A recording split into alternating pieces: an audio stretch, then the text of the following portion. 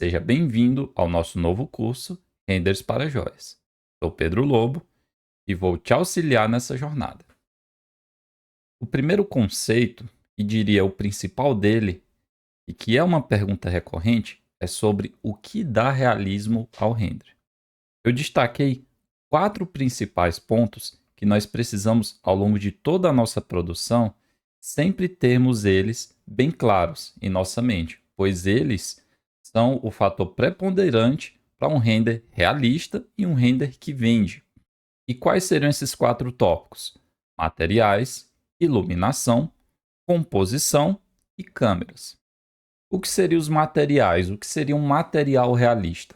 Bom, vocês irão ver ao longo do curso que os materiais você tem um total controle do aspecto desse material, podendo colocar mais brilho, podendo deixar ele mais metálico ou menos metálico, podendo deixar ele com aspecto rugoso. E o que seria um controle ideal desses parâmetros? Seria sempre o meio termo.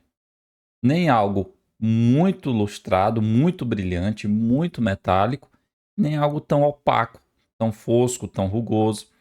E o material, ele é o primeiro ponto para um render bonito, um render realista, pois é ele que dita todo o aspecto da sua joia. Então aqui eu inclusive coloquei essas duas imagens aqui fazendo um comparativo de um material extremamente brilhante que parece que nem é algo real, nem é algo que se vê no mundo real, e um material, esse aqui do lado esquerdo, no fundo preto, mais fosco, um pouquinho mais opaco. Você vê que é um metal, você vê que ele tem brilho, mas você percebe que ele não é aquele brilho absurdo como você está vendo aqui nessa imagem de um render básico que eu fiz dentro do Rhinoceros. Ele possui um aspecto mais fosco. Enquanto esse aqui do lado direito, ele está com o brilho dele muito saturado, muito forte. E é sobre isso, quando eu falo de materiais, que você tem que ter um cuidado fino na configuração dos seus materiais. E não se preocupe, que ao longo do curso nós iremos ver isso na prática. Um outro aspecto muito importante é sobre a iluminação. A iluminação, quando você monta a iluminação do seu render, você vai perceber ao longo do curso que nós sempre pensamos no mundo real. E o que seria esse mundo real da iluminação? É como se comportaria se você estivesse tirando uma fotografia. Você vai dispor a luz de uma forma que um fotógrafo faz quando vai tirar a foto da sua joia, que quer seja ela uma luz que valoriza a forma da sua peça ou a composição em geral. Então essas luzes, elas devem ser pensadas. E devem ser pensadas a fim de causar um impacto e também dar mais realismo ao seu render. O terceiro ponto é sobre as câmeras. E vale destacar também que a câmera e a composição eles estão basicamente interligados. Então já vou falar desses dois pontos juntos. Quando eu falo de câmera, eu não consigo não falar de composição. Porque a câmera ela é basicamente como o trabalho de um fotógrafo. Você pega a peça, ou o modelo, ou o que seja, e vai dispor essa câmera a fim de ressaltar o que você quer contar de melhor na sua peça, na sua joia ou na sua cena.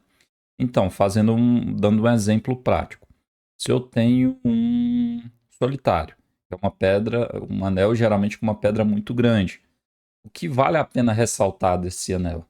A pedra, não é o metal. Então eu vou buscar um ângulo que valoriza essa pedra. E esse ângulo ele também tem que estar associado à câmera, à lente que eu estou utilizando nesse caso. E dentro do 3D, as lentes, como eu mostro aqui nessa imagem do lado direito, elas se comportam exatamente como as lentes do mundo real. Você consegue dar um efeito de profundidade que torna a sua imagem bem realista, além de ressaltar o assunto que você quer destacar na sua cena. Então, se eu tenho uma cena com outros elementos e eu quero destacar um único elemento, quer seja um anel ou um aspecto desse anel, como por exemplo uma pedra, um brilhante, eu vou dispor essa câmera, esse desfoque, essa composição, a fim de ressaltar esse detalhe. Então, tudo isso tem que ser pensado. Eu não posso simplesmente pegar os elementos e jogar na minha cena. Isso torna o render pobre, torna o render superficial. Eu não estou contando nada com aquela imagem. Enquanto, quando eu penso em cada detalhe, durante essas etapas aqui que vocês irão ver na prática, vocês vão ver que o resultado final é sempre aquela imagem que salta aos olhos, que realmente vende a sua joia.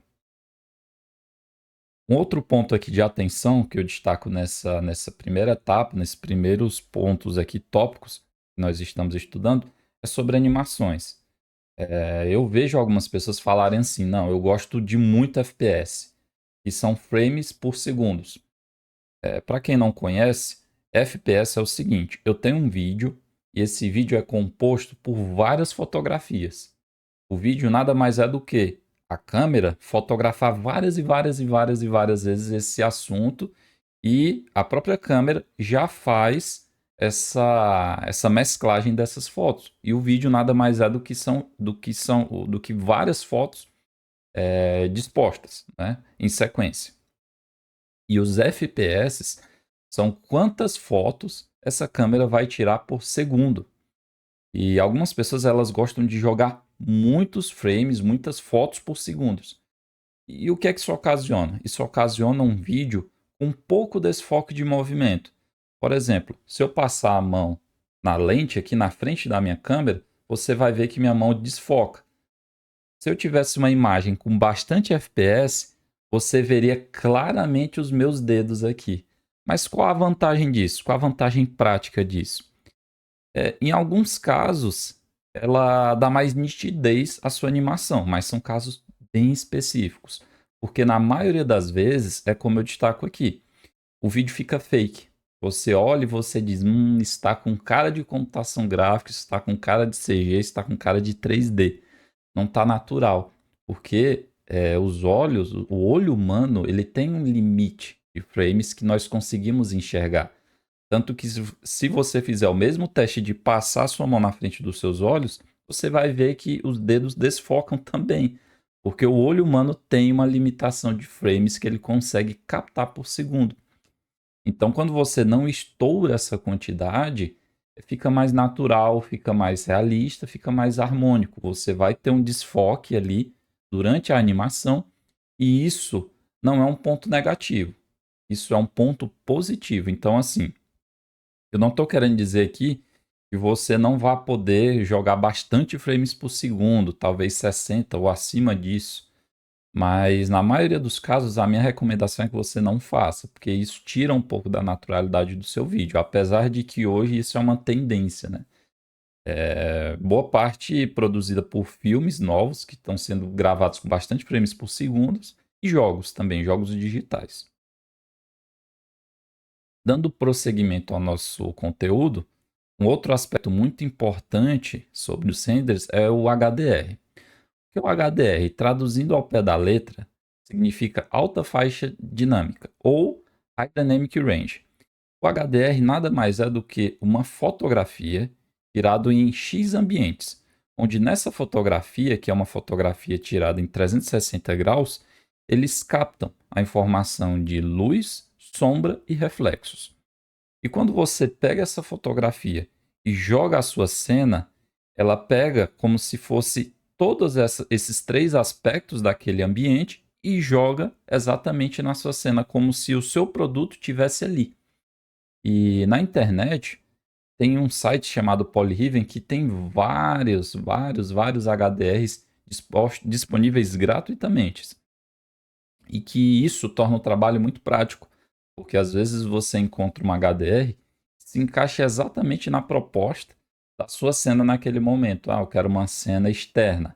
Aí você vai encontrar nesse site aqui, Polyriven, um HDR que se enquadra exatamente com o que você quer em termos de iluminação, de sombra, de reflexo. Eu inclusive vou abrir o site aqui para mostrar para vocês como baixar e mais para frente como utilizar essas imagens nas suas cenas. Mas antes disso, eu vou também falar sobre estude luzes físicas, que isso, na minha opinião, é um grande diferencial para você durante a produção das suas cenas, porque a maioria das pessoas, por uma questão de praticidade, às vezes até preguiça, eles preferem baixar o HDR e jogar na cena e acabou, fiz meu render. Só que não é bem assim. Profissional, e dependendo da proposta, lógico, ele vai um pouco além quando ele constrói a iluminação da cena dele.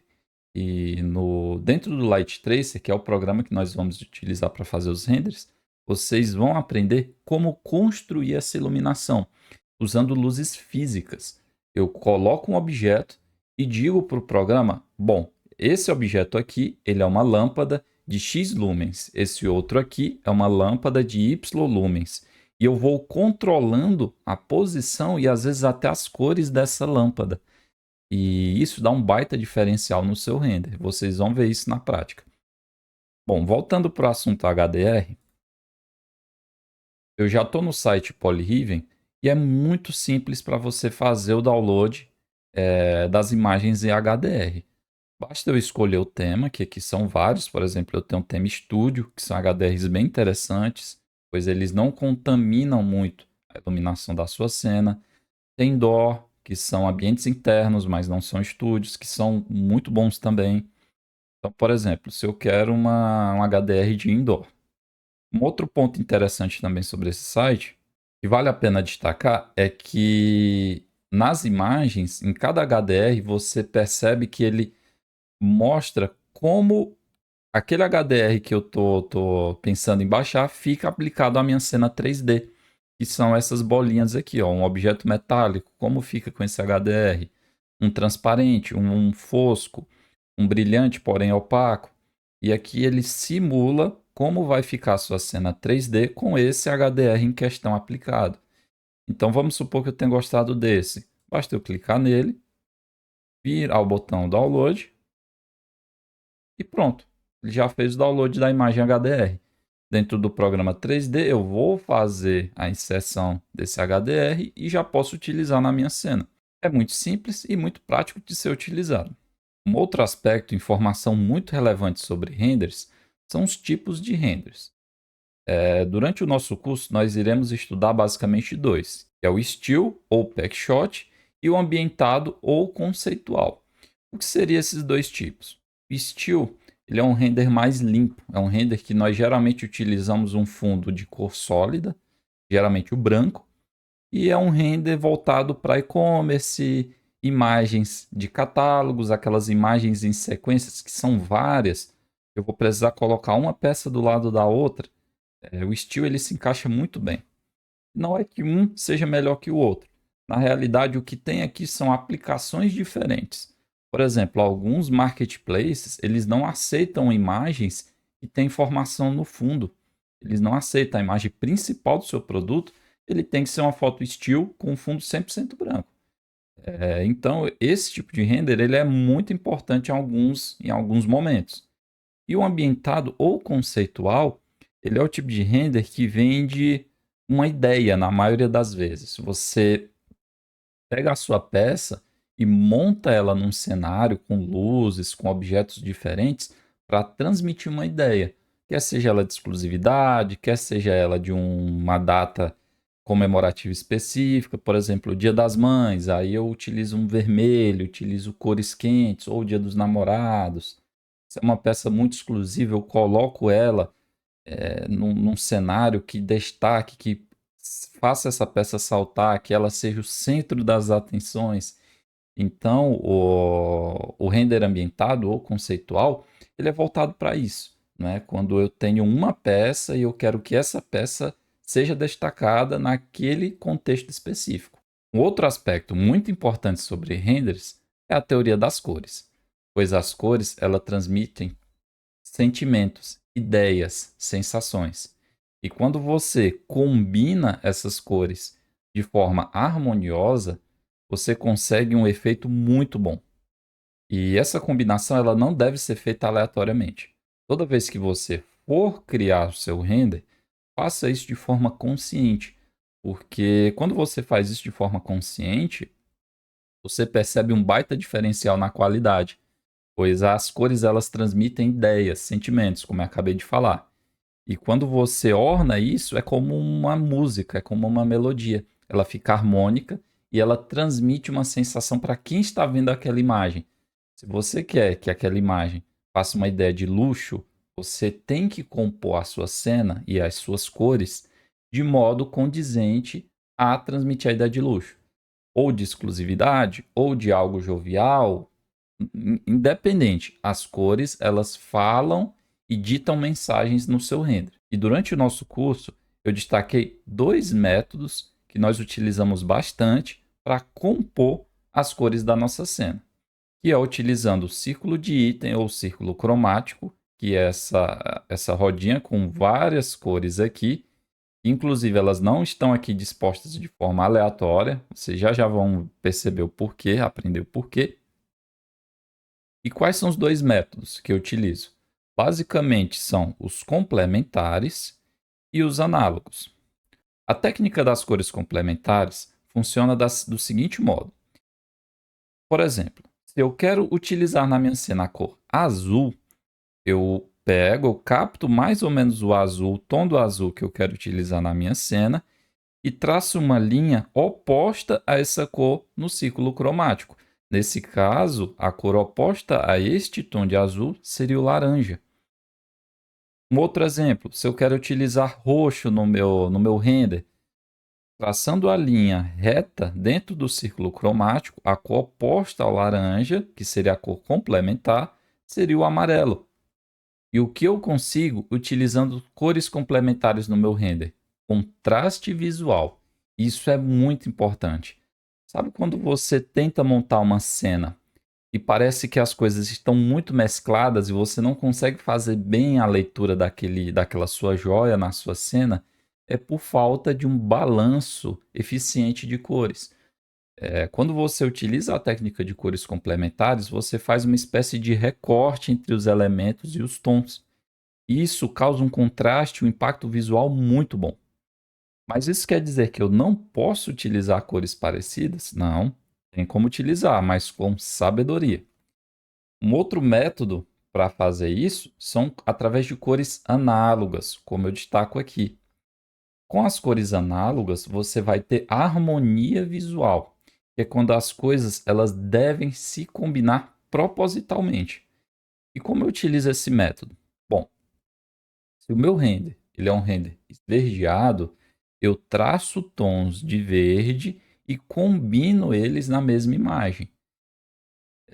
Se ele é azulado, do mesmo modo, eu traço um tom de azul e geralmente eu combino 3 ou 4 ou um pouquinho menos de cores análogas.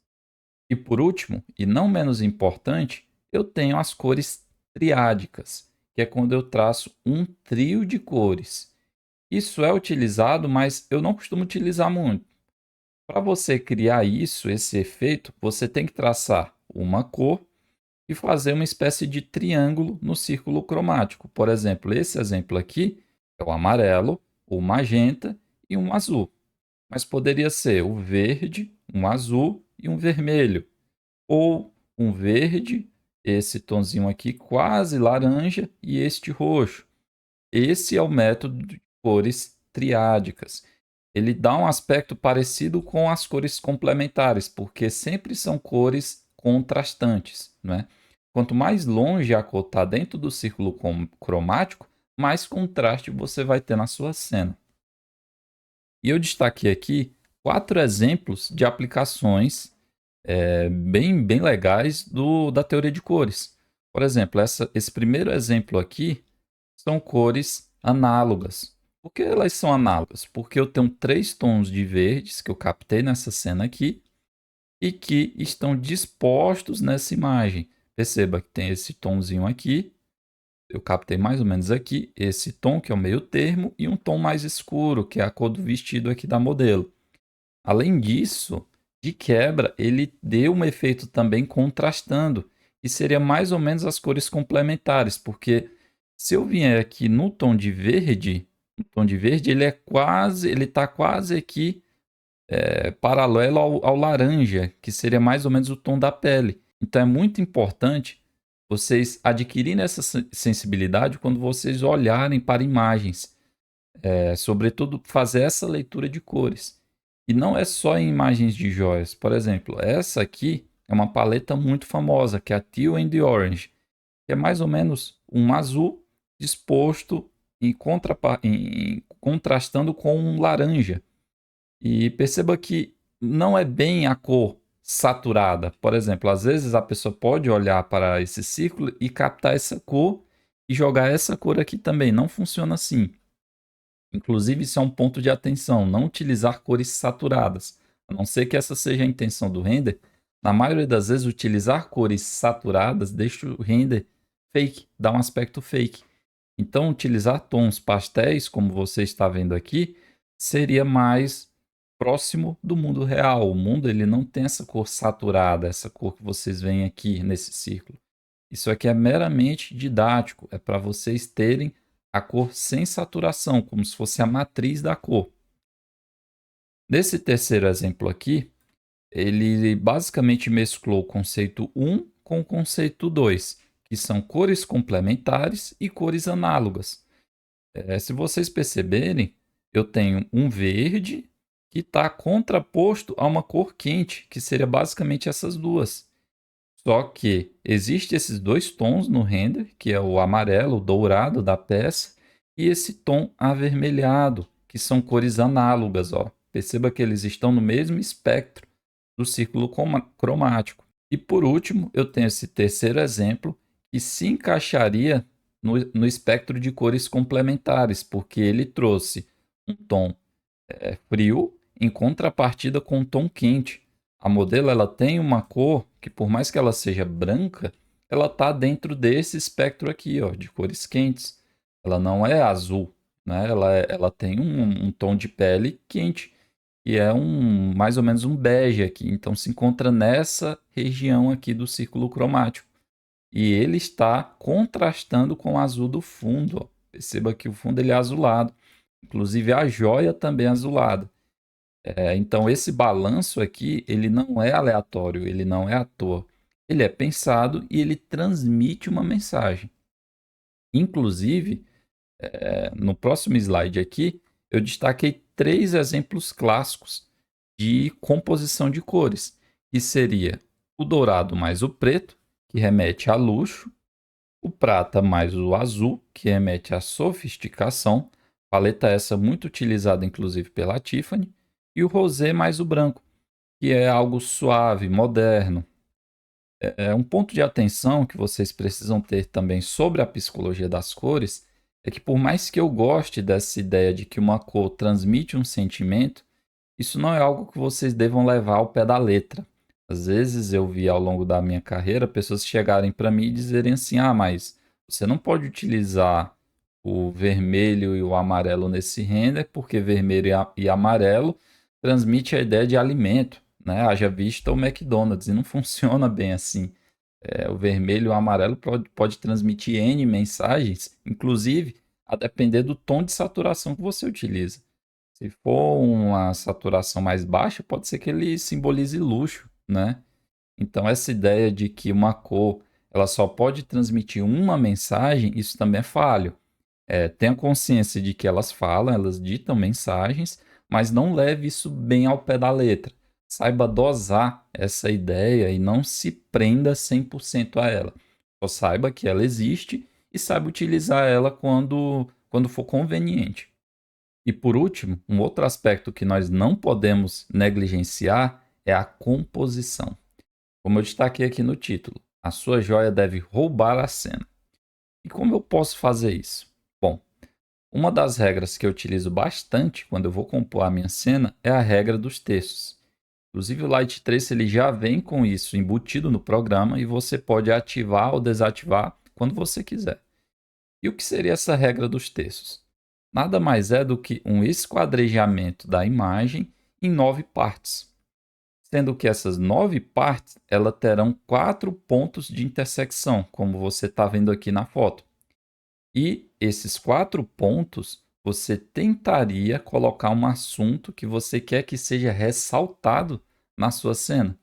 Por exemplo, nessa, eu coloquei uma gema, coloquei outra aqui nesse ponto e um ponto de união entre as duas cores do metal, onde eu tenho o metal dourado e o metal prata.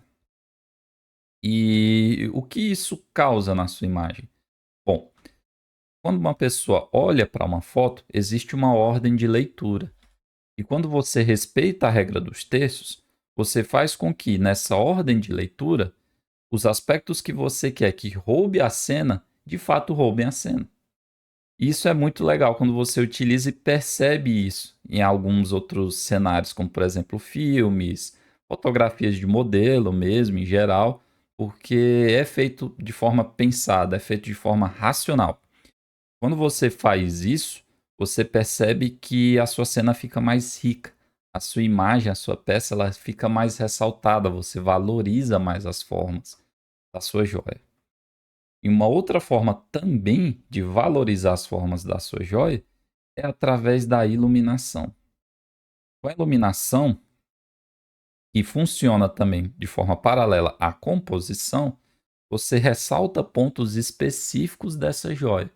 Por exemplo, nessa cena aqui, que nós iremos montar mais para frente, eu destaquei a pedra, a gema principal, porque é um solitário, então é muito importante esse detalhe. E como eu destaquei justamente com a luz, perceba que na construção do meu set de luzes, eu botei uma luz bem na frente. Faz com que abra o fogo, abra a luz dessa gema. Você vê os reflexos dessa gema aqui incidindo. E além disso, eu coloquei uma outra luz nesse canto esquerdo, que faz com que a silhueta da minha peça apareça. Ó. Perceba que ela está aparecendo. Aqui na parte de trás eu coloquei uma luz de recorte para a peça não ficar mesclada ao fundo e umas duas luzes aqui que são mais ou menos umas luzes de suporte, que é mais para recortar minha peça da cena do que realmente ter uma utilização de destaque de forma, né?